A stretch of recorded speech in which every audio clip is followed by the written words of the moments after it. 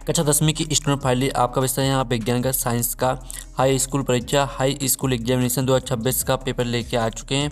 आप लोग बहुत सारे यहाँ पर कमेंट कर रहे थे कि विषय विज्ञान का पेपर लाओ, तो फाइनली आपका पेपर आ चुका है और साथ ही इस वीडियो में हम संपूर्ण उत्तर सहित आपका पेपर कंप्लीट करेंगे।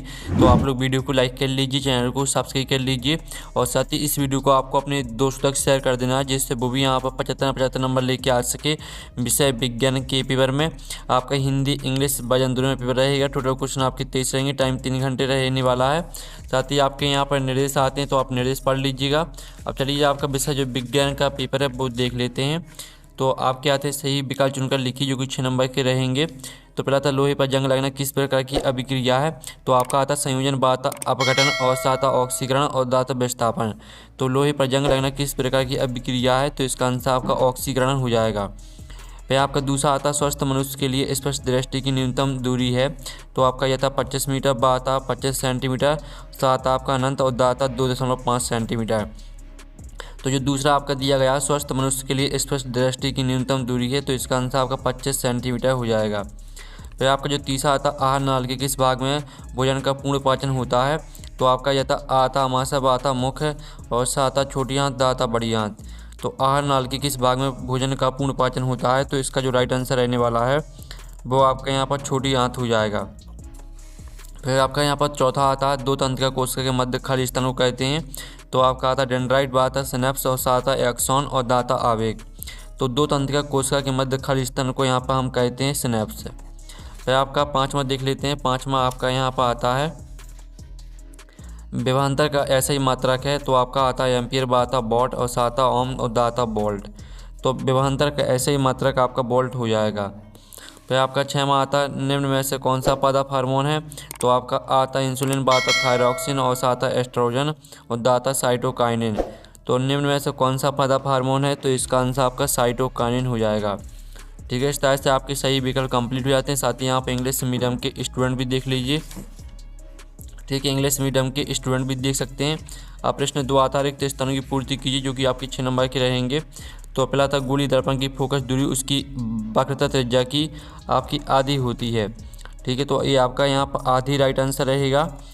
और जो आपके यहाँ पर आता दूसरा अधातुओं के ऑक्साइड प्रवाह डोनट होते हैं, तो अधातुओं के ऑक्साइड प्रवाह क्षारकीय होते हैं, अम्लीय होते हैं। आपके यहाँ पर इसका आंसर अम्लीय हो जाएगा। फिर तीसरा आता मनुष्य में डोनट जनन होता है, तो मनुष्य में होता है आपका लैंगिक जनन। ठीक है, लैंगिक आपका यहाँ पर राइट आंसर रहेगा। और साथ ही आपका यहाँ पर दिया गया है अनुवांशिकता के जनक डोनट हैं, तो अनुवांशिकता के जनक आपके ग्रेगर। ठीक है, ग्रेगर जॉन मेंडल आपका यहाँ पर राइट आंसर हो जाएगा। और साथ ही आपका यहाँ पर आता है पाँचवा सिरके में डोनट अम्ल होता है, तो सिरके में आपका एसिटिक अम्ल होता है। ठीक है, एसिटिक आपका इसका उत्तर यहाँ पर रहेगा। और जो आपका 6वां आता है विद्युत धारा को डोनट यंत्र से मापा जाता है, तो विद्युत धारा को आपके यहाँ पर अमीटर यंत्र से मापा जाता है। ठीक है, अमीटर आपका यहाँ पर राइट आंसर रहेगा। इस तरह से आपके रिक्वेस्ट कंप्लीट हो जाते हैं। आपने अच्छे से याद कर लिए होंगे। इंग्लिश मीडियम के स्टूडेंट भी देख लीजिएगा। ठीक है, अब चलिए आपके यहाँ पर आते हैं प्रश्न 3 एक शब्द वाक्य में उत्तर दीजिए जो कि 6 नंबर के रहेंगे। शुद्ध जल का पीएच मान लिखिए, तो शुद्ध जल का जो पीएच मान होता है वो आपके यहाँ पर 7 होता है। और जो आपके यहाँ पर दूसरा आता हरे पौधों की पत्तियों में पाए जाने वाले वर्णक का नाम क्या है, तो इसका आंसर आपके यहाँ पर हो जाएगा क्लोरोफिल। ठीक है, क्लोरोफिल आपके यहाँ पर राइट आंसर हो जाएगा। और जो आपका आता है डीएनए का पूरा नाम हो जाएगा आपका डीऑक्सी राइबो। ठीक है, आप यहाँ पर देखिए डीऑक्सी राइबो न्यूक्लिक अम्ल। ठीक है, डीऑक्सी राइबो न्यूक्लिक अम्ल, ये आपका यहाँ पर हो जाएगा। फिर आपका आता है 5वां विद्युत घंटी में किस प्रकार का चुंबक प्रयोग होता है, तो विद्युत घंटी में आपका होता है अस्थायी चुंबक। ठीक है, अस्थायी चुंबक आपका राइट आंसर हो जाएगा। ठीक है, अस्थायी चुंबक। और जो आपका आता है CFC का पूरा नाम लिखिए। CFC का पूरा नाम होता है आपका क्लोरोफ्लोरोकार्बन। ठीक है, क्लोरोफ्लोरो। ठीक है, आप यहाँ पर देख लीजिए क्लोरोफ्लोरोकार्बन, ये आपका यहाँ पर CFC का पूरा नाम हो जाएगा। और जो आपका यहाँ पर आता अम्लराज किन अम्लों का मिश्रण है, तो अम्लराज आपका यहाँ पर HCl। प्लस H, ठीक है, HNO3 का मिश्रण है। तो ये आपका यहाँ पर हो जाएगा HCl प्लस HNO3। ठीक है, ये आपके एक शतभाग मतलब कंप्लीट हो जाते हैं। और साथ ही यहाँ पे इंग्लिश मीडियम के स्टूडेंट भी देख लीजिए। आप प्रश्न चाह रहा था सही जोड़ी बनाकर लिखी जो कि 6 नंबर की रहेंगे। स्तंभ आवा में आपकी सही जोड़ी दी गई है। पहले आती है आपकी नेत्र रोग। तो नेत्र रोग को आपको किससे मैच कर देना है? नेत्र रोग को आपको यहाँ पर मैच कर देना है यहाँ पर निकट दृष्टि दोष से। और मास्टर ग्रंथि को आपको पीयूष ग्रंथि से मैच कर देना है। और प्रतिरोधकता को आपको यहाँ पर जो प्रतिरोधकता है तो इसको आपको यहाँ पर ओम मीटर से मैच कर देना है। और अति क्रियाशील धातु आपकी हो जाएगी पोटेशियम। और स्वच्छ आकाश का रंग नीला हो जाएगा। और जो अभिसारी लेंस है वो आपकी उत्तर लेंस हो जाएगी। ठीक है, इस तरह से आपकी सही जोड़ी यहाँ पर कंप्लीट हो जाती हैं। आपने अच्छे से देख ली होंगी। साथ ही यहाँ पर इंग्लिश मीडियम के स्टूडेंट भी देख लीजिए। ठीक है, अब प्रश्न 5 आता है, सत्ता सत्य का चयन करके लिखिए जो कि आपकी 6 नंबर के रहने वाले हैं। तो आपको यहाँ पर ध्यान से देखना है। पहला था सभी धातुएं कमरे के ताप पर ठोस होती हैं। तो पहला आपका यहाँ पर रहेगा, ठीक है स्टूडेंट, पहला आपका सत्य हो जाएगा। फिर दूसरा था माइटोकॉन्ड्रिया कोश का बिजली घर कहते हैं। तो ये आपका सत्य रहेगा। तीसरा था अम्लीय वर्षा का पीएच मान 5.6 से कम होता है। तो ये भी सत्य रहेगा। चौथा आता प्रतिवर्ती क्रिया मस्तिष्क द्वारा नियंत्रित होती है। तो चौथा आपका सत्य रहेगा। पाँचवा आता ओजोन परत पराबैंगनी ठीक है विकिरणों को रोकता है। तो पाँचवा आपका सत्य रहेगा। और छठवां आता चुंबकीय क्षेत्र रेखा एक दूसरे को काटती हैं। तो ये आपका सत्य रहेगा। ठीक है, इस तरह से आपके जो सत्य हैं वो कंप्लीट हो जाते हैं। अब चलिए यहाँ पे इंग्लिश मीडियम के स्टूडेंट भी देख लीजिए। प्रश्न 6 आता है वायु में जलाने के पूर्व मैग्नीशियम रबर को साफ क्यों किया जाता है अथवा लोहे की वस्तुओं पर हम पेंट क्यों करते हैं। तो चलिए इनके उत्तर भी हम यहाँ पर देख लेते हैं। तो पहले तो आप देख लीजिए, मैग्नीशियम एक सक्रिय धातु है जो खुली हवा में रखने पर ऑक्सीजन के साथ क्रिया करके अपने ऊपर मैग्नीशियम ऑक्साइड MgO की एक सुरक्षात्मक परत बना लेती है। दूसरा पॉइंट भी याद कर लेना है। और लोहे की वस्तुओं पर हम पेंट क्यों करते हैं, तो इसका उत्तर देख लीजिए। अब चलिए आपके यहाँ पर देख लेते हैं 7वां प्रश्न। तो 7वां प्रश्न आपके यहाँ पर दिया गया अवधर्मी ऑक्साइड क्या होते हैं, दो उदाहरण दीजिए अथवा आघात वर्धता और तन्यता का अर्थ समझाइए। तो आप यहाँ पर देख लीजिए, बेधातु ऑक्साइड जो अम्ल और क्षार दोनों के साथ क्रिया करके लवण और जल बनाते हैं अवधर्मी ऑक्साइड कहलाते हैं। एल्यूमिनियम ऑक्साइड Al2O3 हो जाएगा। ठीक है, और साथ ही आपका जिंक ऑक्साइड Zn हो जाएगा। साथ ही आघात वर्धता और तन्यता का अर्थ आपको समझाना था, तो इसका उत्तर भी देख लीजिए। फिर आपके यहाँ पर आता समसूत्री विभाजन और अर्धसूत्री विभाजन में 2 अंतर लिखना है। अथवा आता स्वपरागण और परपरागण में 2 अंतर देख लीजिए। ठीक है, आपका समसूत्री विभाजन और अर्धसूत्री विभाजन में अंतर दिया गया है। ठीक है, समसूत्री एक कोशिका में होता है जबकि अर्धसूत्री जनन कोशिका में होता है। दूसरा पॉइंट भी याद कर लेना है। साथ ही स्वपरागण और परपरागण में भी अंतर देख लीजिए। स्वपरागण परागकण एक ही फूल या उसी पौधे के दूसरे फूल पर पहुँचते हैं। और परपरागण दूसरा पॉइंट भी देख लीजिए। अब चलिए आपके यहाँ पर देख लेते हैं, मेंडल के प्रभाविता के नियम को समझाइए अथवा मनुष्य में लिंग निर्धारण की प्रक्रिया को समझाइए। ठीक है, तो चलिए आपका 9वें प्रश्न का आंसर देख लेते हैं। पहले तो मेंडल के प्रभाविता के नियम को देख लीजिए और साथ ही मनुष्य में लिंग निर्धारण की प्रक्रिया को समझाना था, तो इसका उत्तर भी देख लीजिए। फिर आपका आता है लेंस की क्षमता से आप क्या समझते हैं, इसका मात्रक लिखिए अथवा अपवर्तनांक किसे कहते हैं। तो आप यहाँ पर देख लीजिए, लेंस की क्षमता किसी लेंस द्वारा प्रकाश की किरणों को अभिसरित या अपसरित करने की मात्रा को लेंस की क्षमता कहते हैं। इसका मात्रक आपका डायोप्टर रहेगा। और अपवर्तनांक किसे कहते हैं, तो इसका उत्तर देख लीजिए। फिर आपका आता है ओम का नियम लिखिए अथवा आता विद्युत परिपथ में उपयोग होने वाले किन्हीं 2 किन्हीं दो अवयवों के प्रतीक चिन्ह बनाइए। तो आप यहाँ पर देख लीजिए, ये आपका ओम का नियम दिया गया है और साथ ही ये आपके 2 प्रतीक चिन्ह दिए गए हैं, विद्युत शैल और प्रतिरोधक। इस तरह से आपको इनके ठीक है चिन्ह भी बनाना है। फिर आपका आता परितंत्र में अपघटकों की क्या भूमिका है अथवा आता खास श्रृंखला और खास जाल में 2 अंतर लिखना है।